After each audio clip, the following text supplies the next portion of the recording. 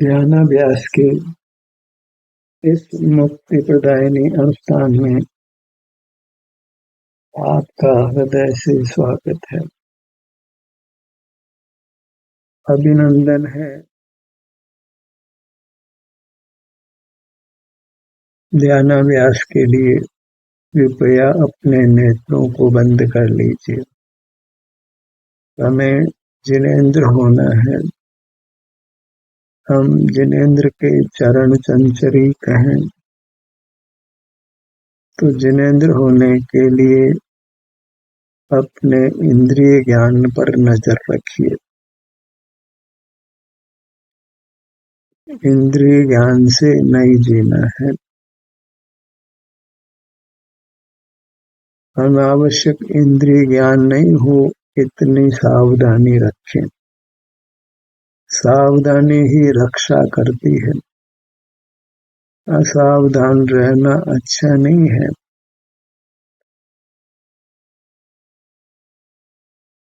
असावधान जीव को दंड भोगना पड़ता है।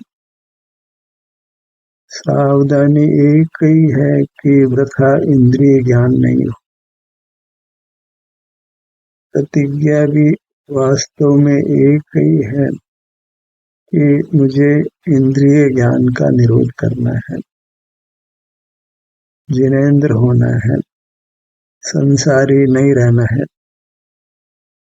और हृदय से ऐसी प्रतिज्ञा करना है, ऐसा संकल्प करना है। जैसा संकल्प होता है वैसी वृत्ति स्वमेव होने लगती है। जहाँ चाह होती है वहाँ राह मिल जाती है। और इंद्रिय ज्ञान का निरोध करने की चाह है तो अवश्य ही आप जिनेंद्र हो सकेंगे, इंद्रिय ज्ञान का निरोध कर सकेंगे। सत्र के प्रारंभ में ही ये निर्देश देते हैं कि नेत्रों को बंद कर लीजिए, तब स्वतः ही हमारा मुख अपनी ओर होता है। फिर सब जीवन ठीक होने लगता है। हमारी क्रिया भी सुधर जाती है और हमारा ज्ञान भी सम्यक हो जाता है। और अंत तो गत्वा आप ज्ञान और क्रिया से रहित होकर केवल आनंद भोजी हो जाते हैं। वहाँ फिर सर्वांग में अद्भुत अनुपम अतीन्द्रिय आनंद का ही अनुभव होता है और वह अविनाशी भी हो जाता है। फिर अनंत काल हम उत्तम सुख से ही जीते हैं। एक सावधानी हमको परमात्मा बनाती है कि मुझे वृथा इंद्रिय ज्ञान नहीं करना है। तब स्वतः ही अपना संवेदन होने लगता है, हम अंतर्मुख होते हैं और हमें सुख का अनुभव होने लगता है। फिर शास्त्र ज्ञान नहीं भी हो तो भी मुक्ति होती है, परमात्म पद मिलता है। कारण कि फिर भीतर से ही शास्त्र ज्ञान आता है। सब विवेक भीतर से जागृत हो जाता है। स्वानुभव की कोई प्रबल ताकत है कि जो हमारे इंद्रियों को भी स्वस्थ करती है, मस्तिष्क को भी स्वस्थ बनाती है, संपूर्ण शरीर को स्वस्थ करती है। जब हम तनाव रहित हैं, कसाई रहित हैं, तो फिर स्वस्थ हैं और स्वस्थ शरीर में स्वस्थ मस्तिष्क का निवास होता है। स्वस्थ शरीर में सुख का निवास होता है। अतीन्द्रिय सुख का भोग होता है, वीतरागता होती है, कसाई उत्पन्न नहीं होती है।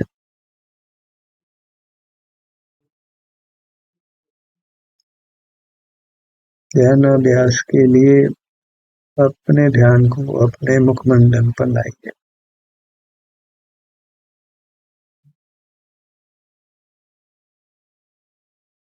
यह भी इसलिए कि हम इंद्रिय ज्ञान से बच जाएं, इंद्रिय ज्ञान नहीं हो। तो इंद्रिय ज्ञान ही सापराध है। वह शुभोपयोग अशुभयोग रूप से दो प्रकार का है, तो दोनों ही स्थितियां विषकुंभ रूप है, बारंबार मरण देती है, हमें चित्र विचित्र करती है, एक रूप नहीं रहने देती, बहुरूपिया बनाती है। एक आनंद ही हमारा रूप है, उस आनंद का नाश करके हमको उद्कल के साथ बांध कर नाना रूप करती है। इसलिए अपने अनुभव रूप रहना ही अच्छा है, और यह अभ्यास से ही सिद्ध होता है, क्योंकि वृत्ति सहज ही बहिर्मुख होती है।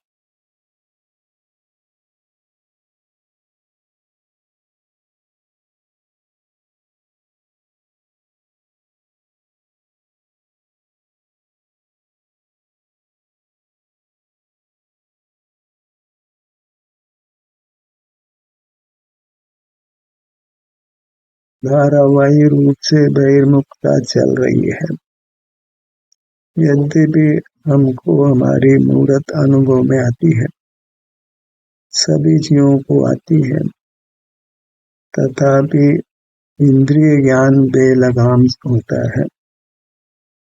बाहर की मूर्त दुनिया से हम जुड़ते हैं, मूर्त के साथ बंधे हुए जीवों से जुड़ते हैं,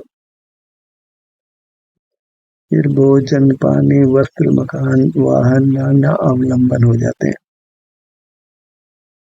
आपके आप अनुभव रूप नहीं रह पाते हैं। तो संसार धारावाही रूप से चलता आ रहा है, और इंद्रिय ज्ञान का निरोध करने का प्रयत्न नहीं करेंगे तो संसार चलता ही रहेगा। मूल पदार्थों का ही जानना होता है, जिसमें कुछ भी सार नहीं। अमृथा ही मूल पदार्थों को जानने में कुछ हित मान लेते हैं, हित कुछ भी नहीं, अहित ही होता है। अपनी मूर्त के अनुभव से ही हमारा हित होता है, क्योंकि अपनी मूर्त ही हमारे लिए सुख स्वभावी है। अन्य जीवों की मूर्त सुख स्वभावी होने पर भी वे हमारे ज्ञान गम्य नहीं होते, उनका सुख हमको अनुभव में नहीं आ सकता। इसलिए हमको अपने शरीर के ही शरण है, और वह शरण महान है।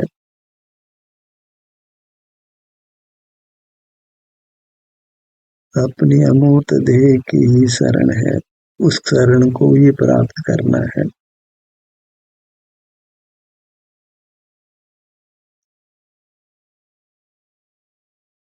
भावना हो चाह हो तो आप अपनी शरण में रह सकते हैं।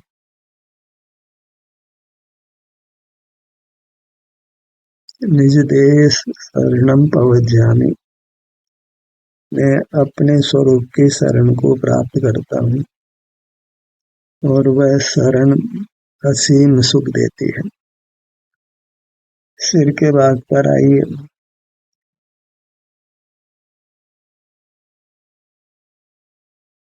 हम चाहते हैं कि हमारा शरीर स्वस्थ रहे, तो उसके लिए हमें अपने शरीर में स्थित होना है, क्योंकि शरीर ही स्वद्रव्य है। शरीर शब्द से अनुभव में आने वाला शरीर ही लेना है, जो कि हमारा स्वरूप है। उसके सन्मुख होने से सहज ही उसमें लीनता होती है, और वही चारित्र है, वही धर्म है, वीतराग भाव है। स्वरूपे चरणम चारित्रम, शरीर हमारा स्वरूप है, उसमें आचरण करना अर्थात उसमें विहार करना, उसके सन्मुख रहना, वही चारित्र है, वही वास्तविक सम्यक क्रिया है, सम्यक परिणमन है। परिणमन को ही क्रिया कहते हैं, और वह परिणमन अपने मूर्त शरीर के सन्मुख हो तो फिर हमारा स्वभाव जो सुख है वह व्यक्त हो जाता है और हम स्थायी रूप से परमात्मा हो जाते हैं। स्थायी रूप से तो इसलिए कि जब भी हम अपने सन्मुख होते हैं तो वीतराग होते हैं, परमात्मा समान होते हैं, पर वह परमात्मा स्थायी नहीं होता है। हमें स्थायी परमात्मा दशा चाहिए, तो स्थायी रूप से हमको अपने सन्मुख रहना है, तो स्थायी रूप से हम परमात्मा होंगे। ललाट का भाग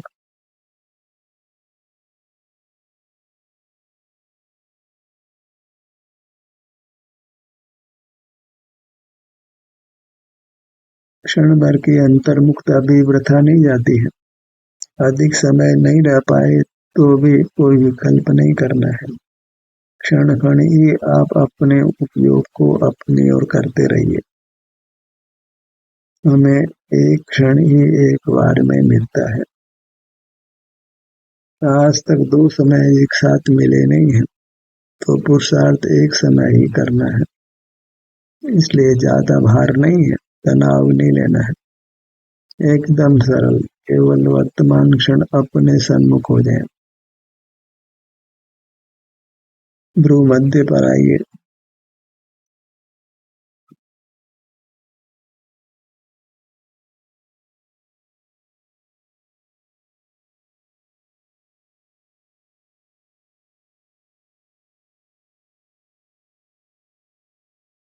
हम जहाँ हैं वहीं यह धर्म कर सकते हैं। कोई स्थान बदलने की आवश्यकता नहीं है, अभी कोई वेश बदलने की आवश्यकता भी नहीं है। जहाँ हैं जैसे हैं, बाहर का जानना बंद करें और अपने सन्मुख हो जाएं। बाहर का जो भी कार्य करना आवश्यक हो जाए तो उसमें भी बीच बीच में अपने शरीर के किसी भाग के सन्मुख हो जाए, तो वह कार्य भी आपका अच्छा होगा, सुंदर से भी सुंदर होगा।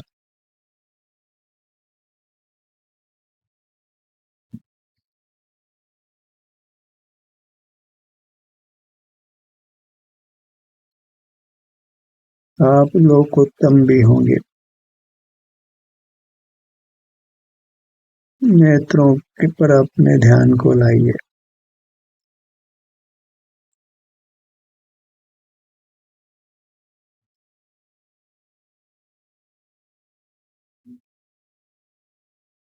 मोक्ष मार्ग में वीरता के साथ चलना है। वह इसलिए कि जब अपने सन्मुख हो और कदाचित शरीर में वेदना का अनुभव हो तो भी वीरता के साथ उसको शांति से सहन कर लेना है। सहिष्णुता और धैर्य ये मोक्ष मार्ग की अनिवार्यताएं समझो। इनके बिना मुक्ति प्राप्त नहीं हो सकती। बायां नेत्र,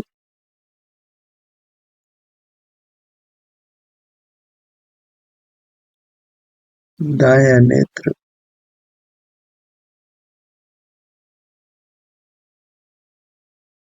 सहिष्णुता तो इसलिए कि जो कर्म हमने बांधा है वह सन्मुख होने पर भी उदय को प्राप्त होता है। असाध्य वेदनीय कर्म और उसका फल हमको भोगना पड़ता है। वेदना के मध्य में भी हमको पर सन्मुख नहीं होना है। और धैर्य इसलिए चाहिए कि क्षण भर अपना मुख अपनी ओर करने मात्र से मोक्ष नहीं मिल जाता है। अविनाशी परमात्मा दशा नहीं मिलती है। फिर अपनी ओर आना है या अपने में ही बने रहने का प्रयत्न करना है, उसी से सकल कर्मों का क्षय होता है, परमात्मा दशा मिलती है। तो तब तक के लिए हमको धैर्य धारण करना है, मार्ग की श्रद्धा को छोड़ना नहीं है।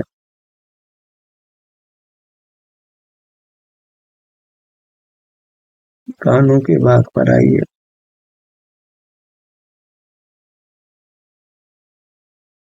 जब आप इस प्रकार अपने भागों पर आते हैं तो आपको सुखद अनुभूति होती है। तो ये भावना भी जागृत हो जाती है, अरे मुझे बहिर्मुख नहीं रहना है, अपने सन्मुख रहकर स्वाधीनता से सुखी हो जाना है। सुख के लिए मुझे किसी बाह्य पदार्थ की वास्तव में आवश्यकता नहीं है। बाह्य पदार्थों की श्रद्धा छूट जाती है। बाहर में तो पुद्गल ही ज्ञात होता है, तो पुद्गल का विश्वास समाप्त हो जाता है। प्राप्त पुद्गल का विश्वास भी समाप्त हो जाता है, क्योंकि इसका मिलना भी हमारे अधीन नहीं है। तो इसके सहाय से होने वाले कामों की आदत नहीं डालना है। अच्छा यही है कि हम ऐसा कुछ करें जिसमें पुद्गल काय का अवलंबन नहीं हो। इंद्रिय ज्ञान में पुद्गल काय का अवलंबन होता है, पुद्गल का अवलंबन होता है। अशुद्ध प्राण जहाँ है वही पुद्गल का अवलंबन है। हमें इंद्रिय ज्ञान से नहीं जीना है, मन से विचार नहीं करना है, मुंह से बोलना भी नहीं है, काय चेष्टा भी नहीं करनी। तभी अंतर में स्थिति होती है। हम जिनेंद्र समान होते हैं और अल्पकाल में जिनेंद्र भी हो जाते हैं। बायां कान,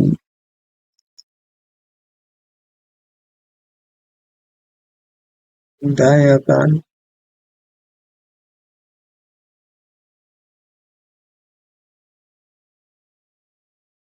अंगों पर आने पर भी मार्ग का संधान नहीं हो पाता है। तो उस संबंध में सैद्धांतिक ज्ञान की आवश्यकता हो जाती है। उन्हें ध्यान को अपने अंगों पर लाने से परमात्मा दशा मिल जाती है। श्रद्धा के साथ जीव अपने विभिन्न अंगों के सम्मुख रहता है, ठहरता है, एक अंग से दूसरे अंग पर जाता है, बाहर की दुनिया से नहीं जुड़ता है। बायां कान, दायां कान, इस प्रकार जब हम अपने ध्यान को अपने किसी अंग पर लाते हैं तो उस समय अपने शारीरिक सुख दुख का अनुभव होता है और इंद्रिय ज्ञान नहीं होता है। तो जो संकल्प हमने लिया है कि मुझे इंद्रिय ज्ञान के समय को कम करना है, तो स्वसंवेदन का समय बढ़ता जाता है, तो निर्मलता में वृद्धि होती जाती है। उसी वृद्धि से एक समय पूर्ण निर्मल हो जाते हैं। अतीन्द्रिय सुख का भोग होता है, पूर्ण सुख का भोग होता है। नासिका,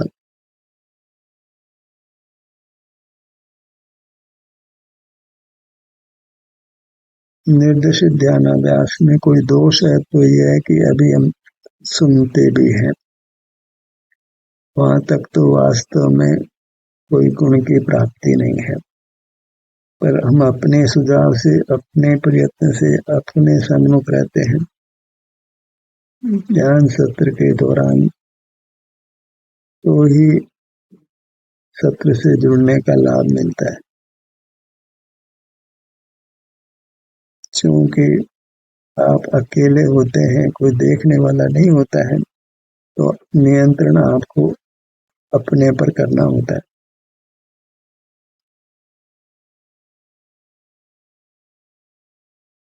बायां नथुना, दायां नथुना,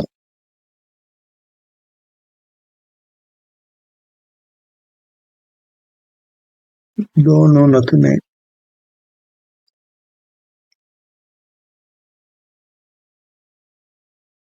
दोनों होठों के भाग पर आइए।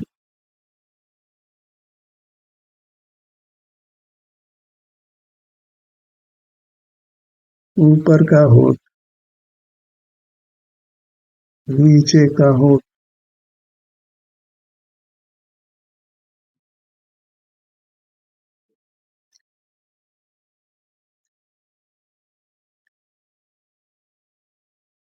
जब हम स्वयं अपना अनुभव करते हैं तभी हमको इस मार्ग की श्रद्धा होती। अनुभव शून्य कुछ भी ज्ञान कार्यकारी नहीं हो पाता।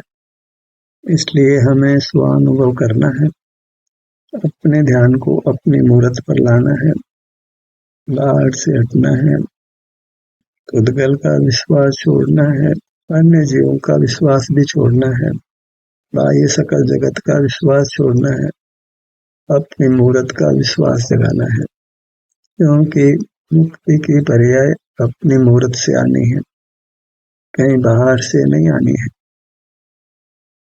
मोक्ष हमको हमारे शरीर नहीं देना है, अविनाशी अतीन्द्रिय सुख हमको हमारे शरीर नहीं देना है, तो वास्तव में सारी कृपा हमारी शरीर की ही है।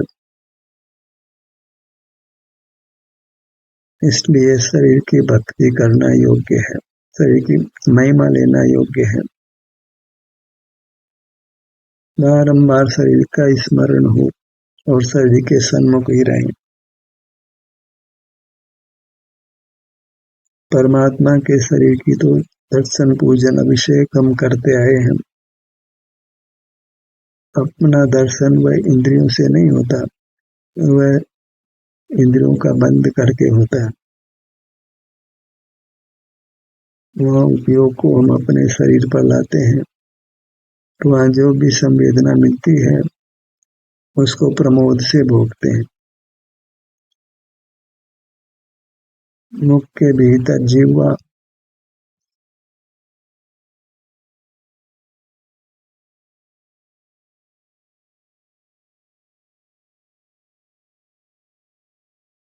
तालु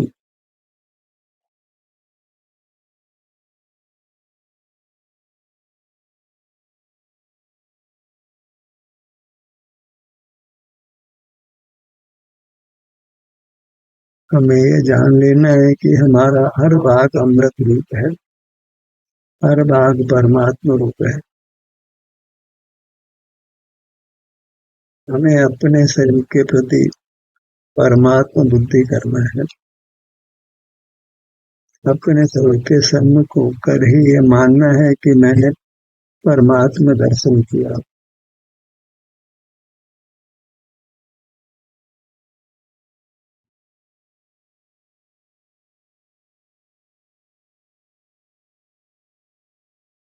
देव दर्शन किया। अपने को नित्य देव मानना है कि मैं अनादि निधन देव हूँ, परमात्मा हूँ। कभी परमात्मा पने को छोड़ा ही नहीं है, सुख स्वभाव को कभी छोड़ा ही नहीं है। वस्तु अपने स्वभाव को कभी नहीं छोड़ती है। हमने अपने परमात्मा पने को कभी छोड़ा नहीं है, बस उस परमात्मा पने को स्वीकार कर उसके सन्मुख रहना है, तो व्यक्त परमात्मा होते हैं। कंठ के भाग पर आइए।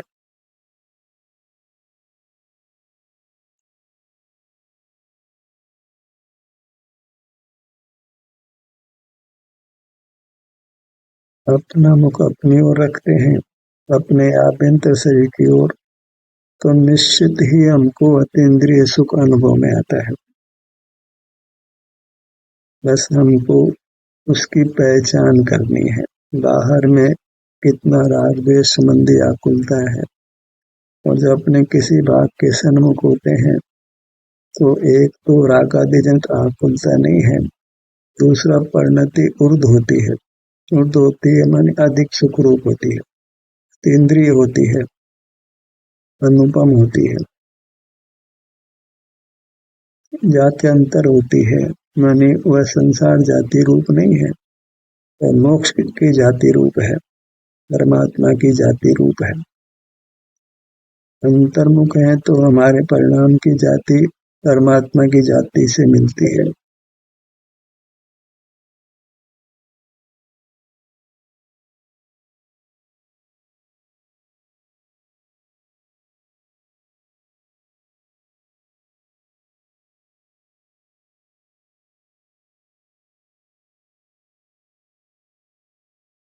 संसार जाति मिटाकर परमात्मा जाति में आते हैं। इसलिए ये एक महान अनुष्ठान है, महान कार्य है कि इंद्रिय ज्ञान का निरोध करके अंतर्दृष्टि करना, अपने ध्यान को अपने शरीर के किसी भाग पर लाना। ये शुद्ध उपयोग की दशा है।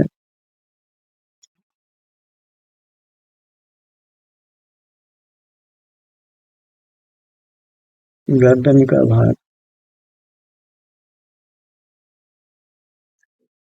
धड़ भाग पर आइए। हृदय स्थान,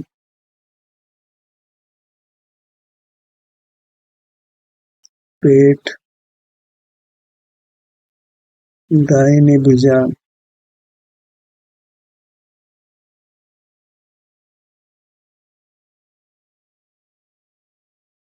यत्न से अपने परिणाम को अपने अंगों पर लाइए। यही करने योग्य कार्य है। यही कार्य नहीं करने से अब तक हम संसार में रहे हैं। ये कार्य किया होता तो पहले ही हम परमात्मा हो चुके होते। आज का ये संसार हमको प्राप्त ही नहीं होता। पीठ का भाग, दाहिना पैर, बायां पैर। हमारी मूरत विशाल है। अच्छी बात यह है कि ये परमात्मा रूप है, सुख स्वभावी है, आनंद का कंद है, पवित्र है, दिव्य है। इससे जुड़कर हमको पावन रहना है, दिव्य रहना है, देव होकर रहना है। ध्यान का सत्र यहीं समाप्त होता है। आपकी सहभागिता के लिए धन्यवाद।